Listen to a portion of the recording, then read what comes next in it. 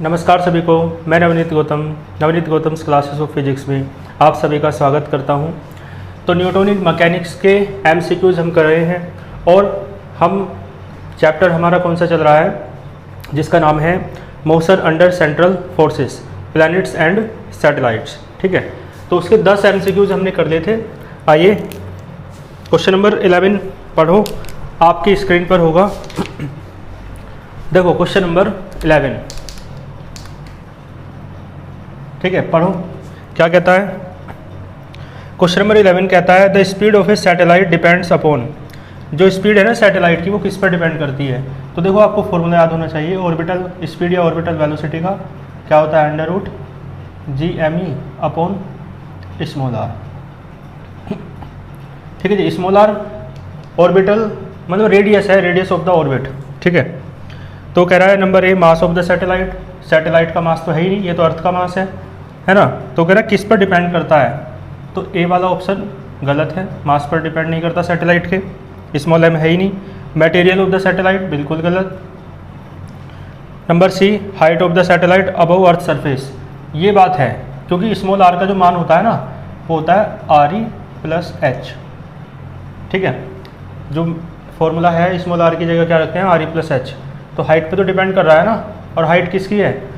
Height है satellite की अर्थ के सरफेस से, तो इस पर डिपेंड कर रहा है। सी वाला ऑप्शन करेक्ट हो जाएगा। डी वाला और देखो ऑल ऑफ द अबव, सब पर निर्भर करता है, नहीं गलत बात है बिल्कुल, केवल सी ऑप्शन करेक्ट हो जाएगा। ठीक है, तो ऑप्शन क्वेश्चन नंबर 11 था ये आपका। इसके बाद देखो क्वेश्चन नंबर 12।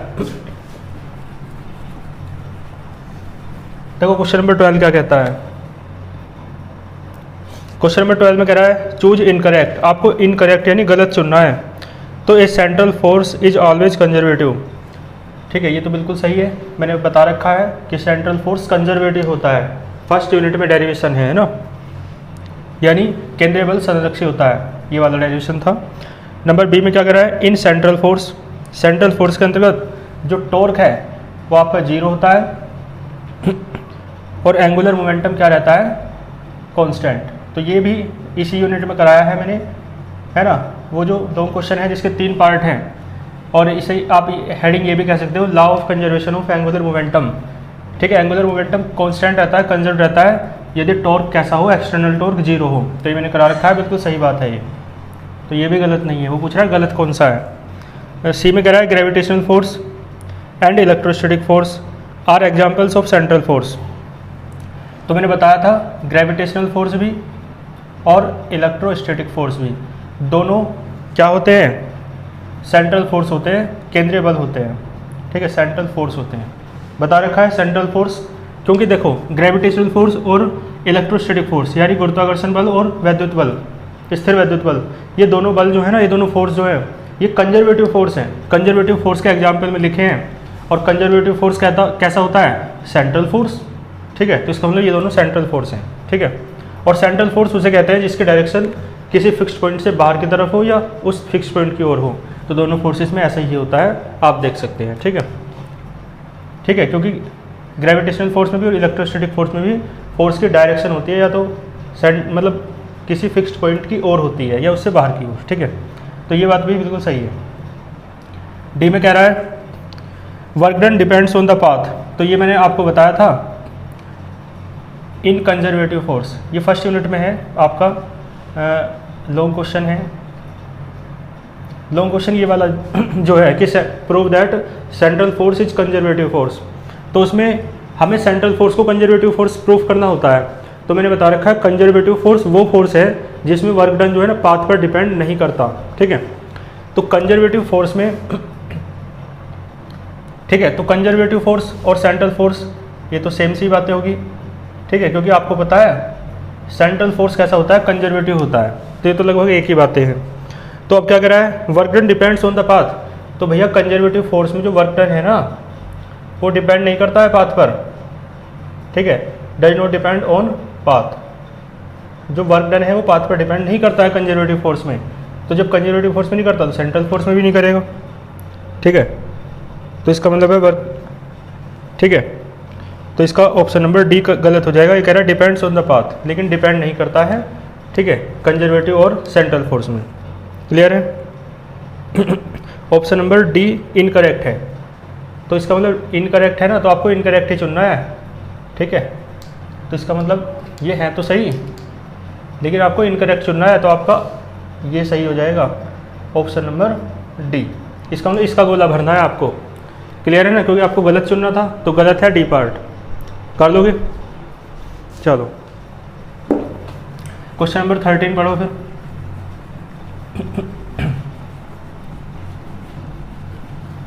क्वेश्चन नंबर 13 में क्या कहा? According to Kepler's law, Kepler का तीसरा नियम दे रखा है, आप जानते भी हो। इसमें बहुत आसान सी बात है, टी स्क्वायर समानुपाती होता है ए क्यूब के। ये है पीरियड ऑफ रिवोल्यूशन, ए है सेमी मेजर एक्सिस। ठीक है, तो ये होता है कैपलर का थर्ड लॉ। ज़्यादा एक्सप्लेनेशन की इसमें कोई ज़रूरत नहीं है। Option number A is the correct option. ठीक है जी, इसके बाद चलो क्वेश्चन नंबर 14 पर। 14 में कह रहा है जी क्या है? ग्रेविटेशनल कांस्टेंट है, आप जानते हैं। आर रेडियस है अर्थ की। Acceleration due to gravity small g है। मास डेंसिटी कैपिटल डी दे रखी है अर्थ की। तो आपसे ये पूछा है, ठीक है, देखो स्मॉल जी का फॉर्मूला आप जानते हो क्या होता है? Capital G M E upon R E square, लेकिन यहाँ पे आर स्क्वायर दे रखा है, अर्थ की रेडियस है ना। ठीक है, और ये जो हमें लाना है ना कैपिटल डी की टर्म में है, तो आप फॉर्मूला जानते हो, डेंसिटी बराबर मास अपॉन वॉल्यूम। तो मास बराबर हो जाएगा density into volume. Volume density D दे रखी है, और वॉल्यूम अर्थ का वॉल्यूम क्या हो जाएगा? आयतन। अर्थ स्फेरिकल है, गोलाकार है, तो 4/3 पाई आर क्यूब। ठीक है जी, तो स्मॉल जी बराबर, ठीक है, एम ई का मान रख दो ये वाला, तो कैपिटल जी ऐसे रहेगा अपॉन आर स्क्वायर। ठीक है, और एम ई का मान रखोगे तो डी 4/3 पाई आर क्यूब। ठीक है जी, तो स्मॉल जी बराबर आएगा, देखो आर की पावर कट जाएगी, और इस तरीके से दे रखा है। स्मॉल जी कहाँ गया? स्मॉल जी इधर है, तो पहले चलो लिख लेते हैं जो जो बचा।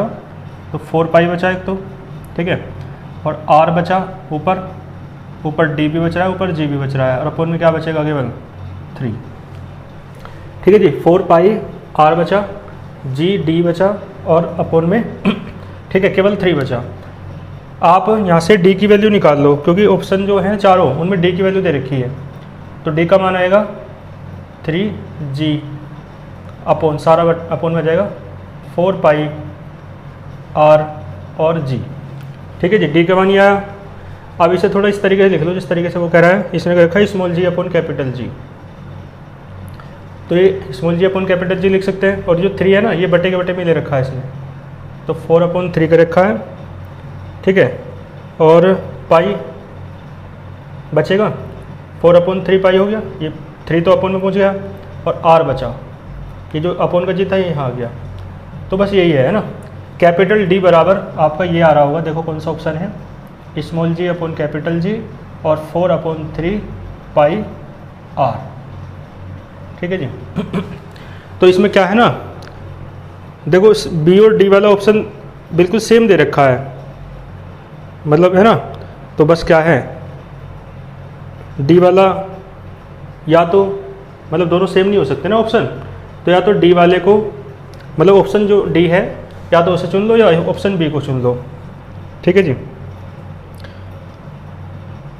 तो इसमें ऑप्शन नंबर बी मान लो, और ऑप्शन नंबर बी में जो आर क्यूब है उसे काट दो। ठीक है, तो इसका मतलब है फिर ये ऑप्शन नंबर बी है और ये करेक्ट हो जाएगा। ठीक है जी, क्योंकि दोनों सेम दे रखे हैं, मिस प्रिंटिंग हुई। इसके बाद चलो कर लोगे ना इसे, ऑप्शन नंबर इसका बी सही हो जाएगा। इसके बाद चलते हैं नेक्स्ट पर, क्वेश्चन नंबर 15।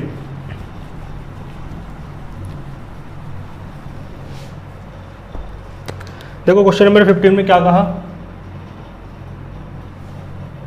क्वेश्चन नंबर 14 का समझ आया। ऑप्शन जो बी है ना उसमें क्यूब हटा देना, आर पे जो क्यूब है, तो फिर आपका ऑप्शन नंबर बी करेक्ट हो जाएगा।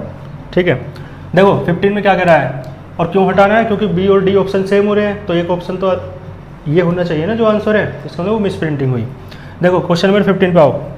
Time period of Jio stationery satellite, ये तो तुम्हें पता है जियो स्टेशनरी सैटेलाइट का जो टाइम पीरियड है वो 24 आवर्स होता है, मैंने पढ़ा रखा है, अच्छे से विस्तार समझा रखा है। ठीक है, कौन सा ऑप्शन हो जाएगा? Option number B. ठीक है, जो भूस्थायी उपग्रह होता है उसका टाइम पीरियड है ये, यानी पीरियड ऑफ रिवॉल्यूशन, परिक्रमण काल। इसके बाद आओ क्वेश्चन नंबर 16 पर। देखो क्वेश्चन नंबर 16 में कहा द ग्रेविटेशनल फील्ड स्ट्रेंथ, यानी ग्रेविटेशनल फील्ड इंटेंसिटी, है ना, इनसाइड ए होलो स्फेयर, किसी होलो स्फेयर के भीतर जो ग्रेविटेशनल फील्ड है या ग्रेविटेशनल फील्ड इंटेंसिटी है वो कितनी होगी। ठीक है, तो ये डेरिवेशन मैंने करा रखा है, इसी यूनिट में देख लेना। होलो स्फेयर के लिए जो ग्रेविटेशनल फील्ड है ना वो 0 होता है।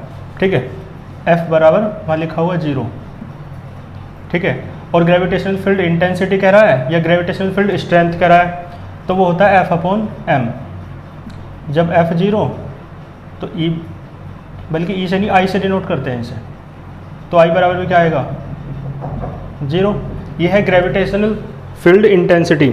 ठीक है, या ग्रेविटेशनल फील्ड स्ट्रेंथ कह सकते हो। ठीक है, ये जो है I, तो इसका मतलब है 0, यानी ऑप्शन नंबर ए आपका करेक्ट हो जाएगा। क्लियर है? और ये F0 कहाँ सा है, ये मैंने डेरिवेशन करा रखा है इसी यूनिट के लास्ट में, है ना। ठीक है, कर लोगे। क्वेश्चन नंबर 17 पर आओ। फिर क्वेश्चन नंबर 17 में कि देखो क्या कहा, the eccentricity of each orbit, जो इसेंट्रिसिटी है ना, उत्केंद्रता, ईच ऑर्बिट नहीं, अर्थ ऑर्बिट, अर्थ का जो ऑर्बिट है मैंने बताया, अर्थ इस तरीके से होता है, मतलब जो अर्थ है जैसे सन है और अर्थ ऐसे घूम रही है। ठीक है, तो देखो अर्थ का जो ऑर्बिट है वो इलिप्टिकल है या नहीं, दीर्घवृत्ताकार, तो दीर्घवृत्त की उत्केंद्रता होती है, इसेंट्रिसिटी ऑफ इलिप्स या इलिप्टिकल पाथ वो कितनी दे रखी है? 0.0167। तो रेशो कह रहा है किसका बताना है? मैक्सिमम स्पीड का, किसके साथ? मिनिमम स्पीड के साथ। तो ये बताना है V maximum upon V minimum क्या होगा। तो भैया एक फॉर्मूला याद रखो, ये फॉर्मूला आपको लर्न करना है। ई बराबर क्या होता है? ठीक है जी, V maximum minus V minimum, बस ये फॉर्मूला याद रख लेना, इसी से काम हो जाएगा। Upon V maximum plus V minimum. ठीक है जी, कोई दिक्कत नहीं है। वी मैक्सिमम और वी मिनिमम का रेशो निकालना है, तो ई का मान दे रखा है, ई का मान रख दो 0.0167 और बराबर सेम। अब इसकी कैलकुलेशन आप खुद करना, ये तो टाइम वेस्ट हो जाएगा, नहीं तो मैं करूँगा तो कोई लाभ नहीं है। भैया क्रॉस मल्टीप्लाई करोगे तो आप इतना मैथ है ना, इतना तो जानते हो ना, तो इतना मैथ आप जानते हो, तो आप यहाँ से V maximum upon V minimum निकाल लेना, कर लोगे ना। तो इसका आंसर मैं डायरेक्ट बता देता हूँ, फॉर्मूला मैंने बता दिया, ये फॉर्मूला आपको याद रखना है। ठीक है, रिमेंबर इसेंट्रिसिटी और मैक्सिमम और मिनिमम वेलोसिटी में रिलेशन है, इसका आंसर आएगा बी। ठीक है, बी ऑप्शन करेक्ट हो जाएगा 1.33। कर लेना इसे, है ना। क्वेश्चन नंबर 17 था ये। इसके बाद देखो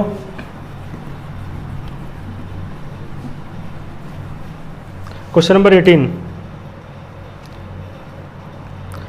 में क्या कहा,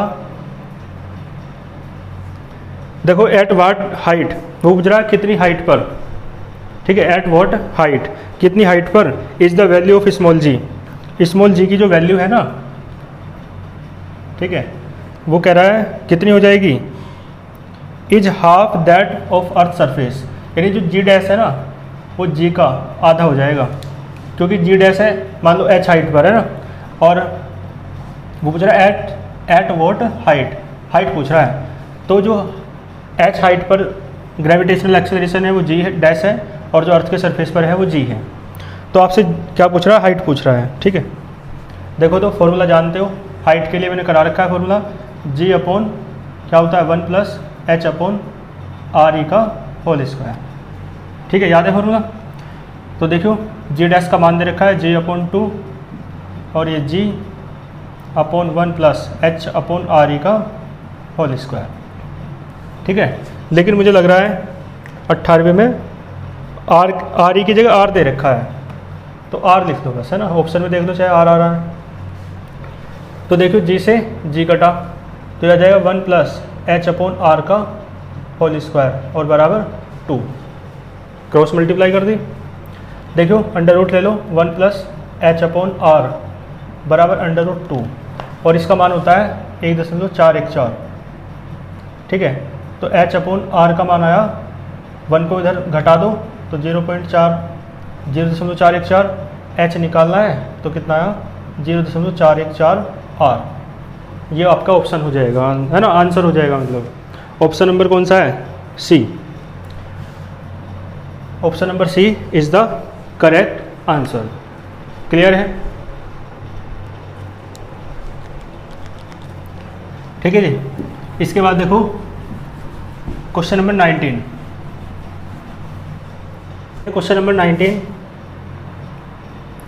देखो, क्वेश्चन नंबर 19 क्या कह रहा है? An artificial satellite moving in a circular orbit. ठीक है, कोई आर्टिफिशियल सैटेलाइट है, सर्कुलर ऑर्बिट में क्या कर रहा है? रिवॉल्यूशन अराउंड द अर्थ, किसके चारों ओर? अर्थ के।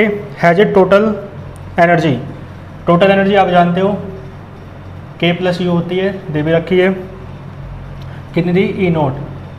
ठीक है, कितनी दे रखी है? ई नोट। तो आपसे कहा पोटेंशियल एनर्जी कितनी होगी, तो पोटेंशियल एनर्जी निकालनी है। ठीक है भैया, आप पोटेंशियल एनर्जी का फॉर्मूला जानते होंगे, मैंने करा रखा है सबका फॉर्मूला इस यूनिट में। माइनस का क्या होता है?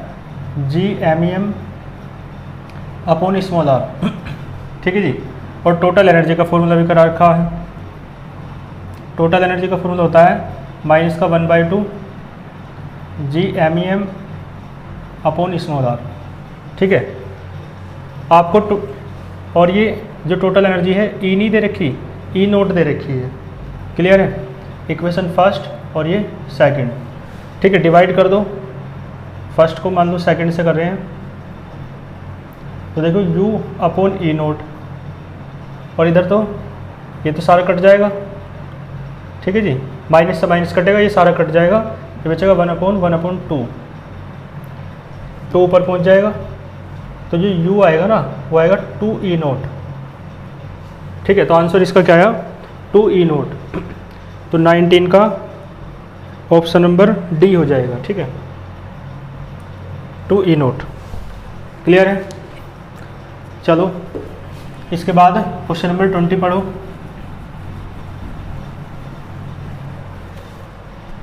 देखो क्वेश्चन नंबर 20 क्या कहता है? क्वेश्चन नंबर 20 कह रहा है the relay satellite transmit TV program continuously. देखो जो टीवी प्रोग्राम वाले सैटेलाइट होते हैं ना, जो ट्रांसमिशन करते हैं, ठीक है, TV program continuously from one part of the world to the another part. ये क्यों करते हैं ऐसा? तो मैंने तो समझा रखा है कि जो ट्रांसमिशन सैटेलाइट होते हैं ना, जो संचार उपग्रह होते हैं, वो बेसिकली क्या होते हैं? जियो स्टेशनरी सैटेलाइट होते हैं। ठीक है, कैसे होते हैं? जियो स्टेशनरी। और जियो स्टेशनरी सैटेलाइट के लिए मैंने बताया था कि इसमें जो period of revolution of satellite होता है ना, वो होता है टाइम पीरियड या period of rotation for earth. Time period same होता है, तो नंबर बी हो जाएगा, period is equal to the period of rotation of earth. ठीक है, जो पीरियड ऑफ रिवॉल्यूशन है सैटेलाइट का, वो अर्थ के टाइम पीरियड के पीरियड ऑफ रोटेशन के बराबर होता है। तो ऑप्शन नंबर, ठीक है, बी करेक्ट हो जाएगा। ठीक है, जो ट्रांसमिशन करने वाले सैटेलाइट होते हैं ना, संचार उपग्रह, वो क्या होते हैं? जियो स्टेशनरी सैटेलाइट। ठीक है, और जियो स्टेशनरी सैटेलाइट के केस में मैंने ये बात आपको बता रखी है, समझा रखी है, तब थ्योरी कराई थी। देखो क्वेश्चन नंबर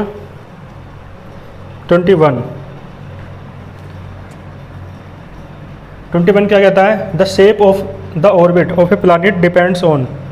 जो शेप है ना किसी ऑर्बिट की, और है ना, ऑर्बिट किसका है? प्लैनेट का। डिपेंड्स ऑन, ठीक है, तो ये तो मैंने बता रखा है launching of N artificial satellite में।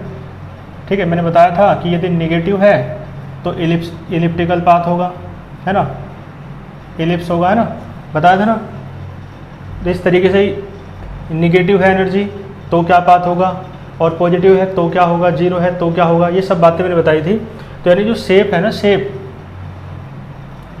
किसकी, पाथ की, शेप ऑफ पाथ वो किस पर डिपेंड करती है, एनर्जी पर। तो इसका ऑप्शन नंबर बी करेक्ट हो जाएगा, टोटल एनर्जी पर डिपेंड करती है। ठीक है, तो टोटल एनर्जी दे रखी है ऑप्शन नंबर बी में, तो 21 का क्या हो जाएगा, बी। कर लोगे? ठीक है, इस बात का शेप का कैसे पता चलता है, टोटल एनर्जी पर। इसके बाद देखो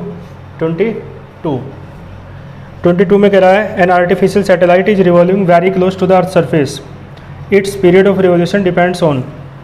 पीरियड ऑफ रिवोल्यूशन के लिए, आर्टिफिशियल सैटेलाइट के पीरियड ऑफ रिवोल्यूशन के लिए फॉर्मूला है ये वाला। ठीक है, आपको पता है आर की जगह क्या होता है, आर ई प्लस एच, तो फॉर्मूला ये भी है आर ई प्लस एच का होल क्यूब, करा रखा है मैंने। अब इसने कहा जो सैटेलाइट है ना वो नियर परिक्रमा कर रहा है, रिवोल्यूशन कर रहा है, यानी आर ई एच जो है ना बहुत कम है, तो आर ई प्लस एच जो है ना लगभग आर ई के बराबर है। सो टी बराबर क्या आएगा, 2 पाई, ये हो जाएगा आर ई का होल क्यूब। और ये जी एम ई है, जी एम ई की जगह आप जानते हैं, कई बार बता चुका हूँ, small ji are E square रख देते हैं। ठीक है, क्योंकि स्मॉल जी बराबर होता है G M E upon R E square, इस सूत्र से है ना। तो टी बराबर आता है 2 pi under root R e upon g. तो टाइम पीरियड किस पर डिपेंड करता है, ये तो कांस्टेंट है, ये भी कांस्टेंट, आर ई पर, किस पर, रेडियस ऑफ अर्थ पर। ऑप्शन देखो ये वाला होगा रेडियस ऑफ अर्थ। ठीक है, बात समझ में आई? तो ये है क्वेश्चन नंबर 22, तो रेडियस ऑफ अर्थ हो जाएगा, है ना, ऑप्शन नंबर बी। ठीक है, ऑर्बिट की रेडियस तो स्मॉल आर थी, तो स्मॉल आर पर डिपेंड नहीं करता जब नियर परिक्रमा करता है, very close to the earth surface कहा ना, और इसमें मास भी नहीं आ रहा फॉर्मूले में। ठीक है, और मास सैटेलाइट का भी नहीं आ रहा, अर्थ का भी नहीं आ रहा, केवल रेडियस आ रही है, तो इसका ऑप्शन नंबर बी करेक्ट हो जाएगा। ठीक है जी, ठीक है, 7-8-9 क्वेश्चन और बच रहे हैं, वो नेक्स्ट लेक्चर में हम करेंगे। तो यहाँ तक बहुत अच्छे से आप, है ना, इन्हें समझ लेंगे, सीख लेंगे। ठीक है, मिलते हैं नेक्स्ट लेक्चर में, अच्छे से पढ़ाई को जारी रखिए। All the very best.